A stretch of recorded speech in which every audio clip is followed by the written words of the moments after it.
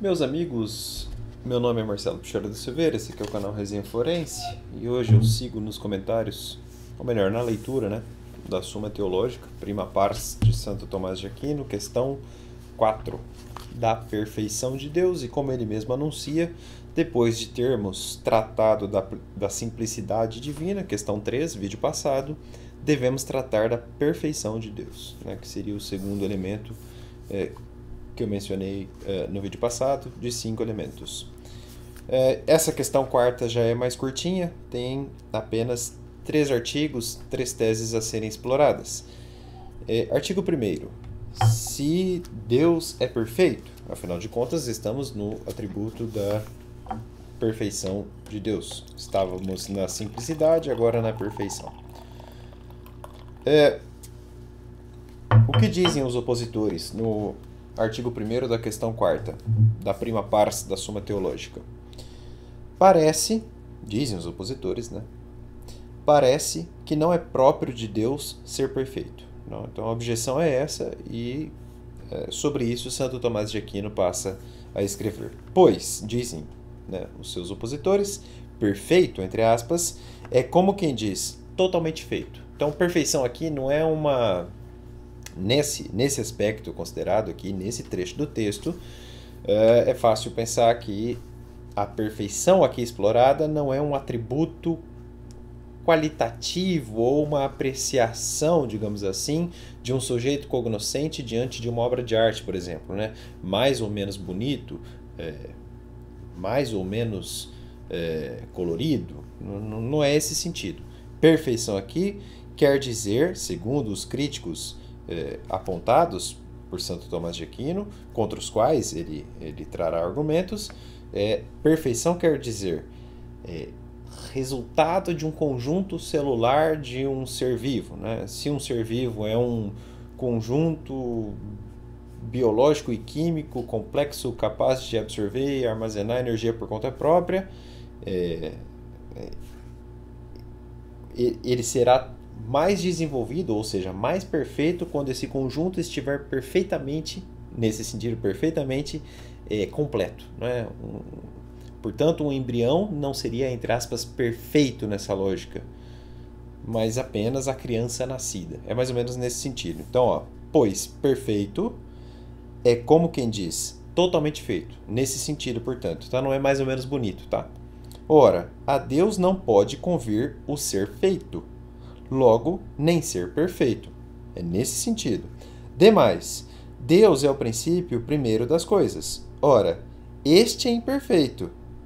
Se ele não está aqui, ele não pode ter a perfeição. Logo, Deus não pode ser perfeito. Isso dizem os críticos. Assim, a semente é o princípio dos animais e das plantas. Logo, Deus é imperfeito. É justamente isso, lembra que eu falei? Perfeição no sentido de confecção total celular de um ser vivo. Ele deu o exemplo aqui da semente. A semente não é perfeita. E se você está falando que Deus é o princípio das coisas, ele não pode ser perfeito. Afinal, ele é o ex ante dos efeitos da existência. Mas, em contrário, responde Tomás de Aquino, a Escritura, Mateus 5,48. Sede vós, logo, perfeitos, como também vosso Pai Celestial é perfeito. Ou seja, na palavra, nas Escrituras, na Bíblia, há sim a colocação de perfeição em Deus, lá em Mateus, aqui nesse trecho. Conforme refere Aristóteles, olha como Santo Tomás de Aquino fala muito de Aristóteles, não à toa dizem que ele batizou, digamos assim, a filosofia aristotélica. Mas voltando, conforme refere Aristóteles, de novo a metafísica, certos filósofos antigos, os pitagóricos e Espeusipo, não concebiam que o princípio primeiro fosse ótimo e perfeitíssimo. E a razão é que tais filósofos consideravam só o princípio material. Ora, o princípio material primeiro é imperfeitíssimo, pois, sendo a matéria em si mesma potencial, por força, o princípio material primeiro há de ser totalmente potencial por excelência e, portanto, totalmente imperfeito. Só para constar, os filósofos pitagóricos, o próprio Pitágoras, é referido no nosso curso de História da Filosofia, lá nos filósofos da physis, né? Tá aqui no primeiro volume do Giovanni Reale e do Daran Tisser, esse livro aqui, ó. São os filósofos pré-socráticos e também pré-sofistas, né? Antes da sofística ainda, bem antigos, e eram filósofos da physis, da natureza. Por isso que está assim colocado na própria Suma Teológica. Vou colocar o link para essa aula sobre Pitágoras aqui, que dizia haver um número perfeito, né? O número 10 seria perfeito. Você vê que é uma relação muito pura com a natureza. E apenas só isso. Por isso que Sócrates é o grande responsável pela fundação de uma legítima filosofia. Sobre isso, o nosso curso de História da Filosofia. Voltando. Embora o sêmen seja o princípio do animal dele gerado, imperfeito naquela lógica dos seus opositores, tem, contudo, como princípio o animal ou a planta donde deriva, aqui inserida a semente, não é? Pois, antes do potencial, há de necessariamente existir o atual. Porque o ser potencial não se atualiza senão pelo que já é atual. O ser em si é o mais perfeito de todos por atualizar a todos. Bela resposta. Pois nenhum ser é atual senão enquanto existente. Por donde o ser em si é o que atualiza todos os outros e mesmo as próprias formas. Por isso, não está para os outros, ou melhor, não está para outros como recipiente para o recebido, mas antes como recebido para o recipiente. Assim, quando designo o ser do homem, do cavalo ou de qualquer outro ente, considero o ser mesmo como princípio formal e como recebido, e não como um sujeito que sobrevém à existência. Artigo 2º da questão 4ª, da prima pars da Suma Teológica. Se Deus encerra as perfeições de todos os seres. Parece, dizem os opositores, que Deus não encerra a perfeição de todos os seres, né? Ainda a gente falando de perfeição. Talvez aqui já num atributo de apreciação qualitativa. Pois, dizem os opositores, Deus é simples, como já se demonstrou na questão 3, vídeo passado, artigo 7º. Ora, muitas e diversas são as perfeições dos seres. Logo, Deus não encerra todas as perfeições deles. O que ele está dizendo aqui, o que os opositores dizem aqui é o seguinte: olha, você está me falando que Deus é a causa primeira de uma planta, de um cavalo e de um ser humano. Com essa diferenciação toda, Deus não pode encerrar essa perfeição que você diz haver nas escrituras, justamente pela multiplicidade de feições. Né? Não há como ser perfeito nessa magnitude. Cada espécie, dizem os opositores ainda, se completa pela sua diferença específica, e as diferenças que dividem um gênero e constituem as demais são contrárias. Logo, Deus não encerra as perfeições de todos os seres. Né?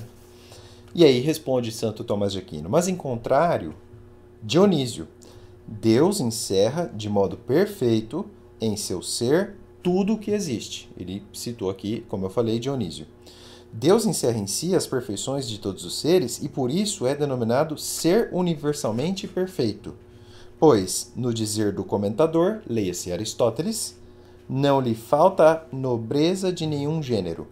Sendo Deus a causa primeira eficiente das coisas, necessário é que as perfeições de todas nele preexistam de modo mais eminente. E nesta razão, tocou Dionísio dizendo, Deus, sendo um ser, deixa de ser outro, mas é tudo como causa de tudo.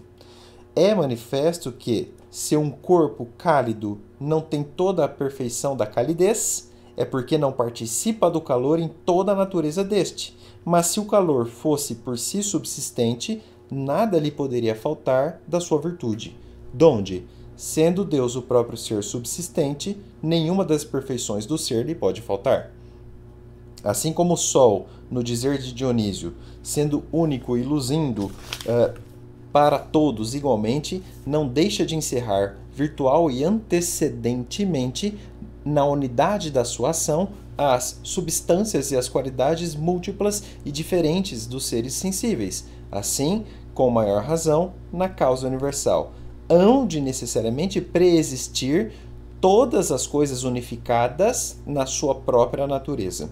Assim, agora de novo Santo Tomás de Aquino, coisas diversas e opostas entre si preexistem em Deus na unidade, sem prejuízo de sua simplicidade. Fazendo uma analogia aqui, evidentemente no plano não teológico, num plano não divino, o Eros Roberto Grau, que foi ministro do Supremo Tribunal Federal, que é um positivista jurídico, ele traz um raciocínio interessante para falar da interpretação das leis, né, uma proposta gnoseológica jurídica, portanto, né, como o jurista deve lidar com a letra da lei.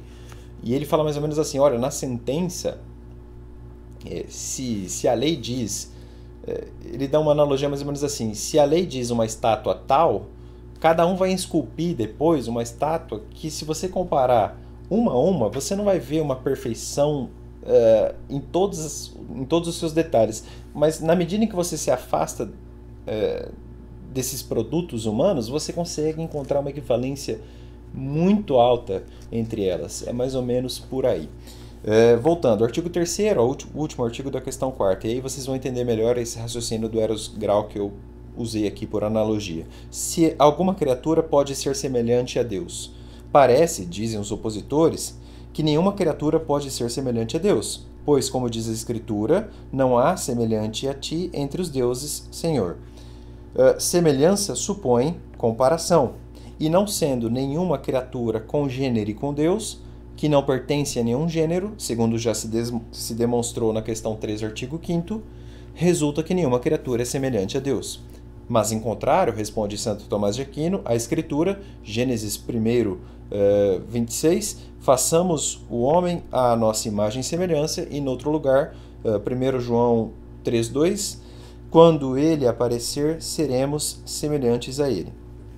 Fundando-se a semelhança na conveniência ou comunidade de forma, a sua multiplicidade é correlativa aos múltiplos modos porque existe a comunidade formal. Assim, certas coisas se consideram semelhantes por terem de comum a mesma forma, na mesma proporção e do mesmo modo, e destas se diz que são não somente semelhantes, mas iguais na semelhança. Duas coisas igualmente brancas são semelhantes pela brancura. Lembra que eu dei o exemplo do Eros Grau, né? Da estátua. Quando a lei escrita fala estátua, para ser bem tosco aqui no exemplo, mas para ser didático, o jurista deverá reproduzir estátua. Ainda que uma estátua não seja igual à outra, possa não ser igual à outra, você consegue se afastar e olhar duas imagens muito parecidas em regra. É mais ou menos isso aqui, claro, com uma diferença muito grande, porque aqui nós estamos num plano de transcendência divina, e quando eu falo de Eros Grau e de coisas mundanas, eu falo do mundo de uma imanência humana. Voltando, se, pois, houver algum ente não contido em nenhum gênero, os seus efeitos, ainda mais remotamente, terão a semelhança da forma agente, e não chegarão a participar da semelhança desta, na mesma proporção específica ou genérica, mas só analogicamente, no sentido em que se diz que o ser em si é comum a tudo. E deste modo, as coisas criadas por Deus, primeiro e universal princípio de todos os seres, com ele se assemelham enquanto seres. Deus não se comporta com as criaturas como sendo seres de gêneros diversos, mas como o ser que está acima de todos os gêneros dos quais é princípio. Aqui ele é muito incisivo, né, o Tomás de Aquino. E para fechar, embora de algum modo se possa conceder que a criatura é semelhante a Deus, contudo, de maneira nenhuma é admissível seja Deus semelhante à criatura. Pois, como diz Dionísio, entre seres da mesma ordem, admite-se a mútua semelhança, não, porém, entre a causa e seu efeito. Assim, dizemos que a imagem de uma pessoa lhe é semelhante, lá nas Escrituras, por exemplo, e não o contrário. E, do mesmo modo, pode-se, de certa maneira, dizer que a criatura é semelhante a Deus, não, porém, que seja Deus semelhante à criatura. Termina aqui a quarta questão da prima pars da Suma Teológica. Eu volto com a quinta questão para falar do bem em geral, como intitula Santo Tomás de Aquino. Até mais, pessoal. Lembrando que na descrição do vídeo eu vou colocar a aula referente a Pitágoras, referido aqui em Santo Tomás de Aquino, os filósofos da physis, como diz esses caras aqui, né? Giovanni Reale e Dante Ceri. Até mais.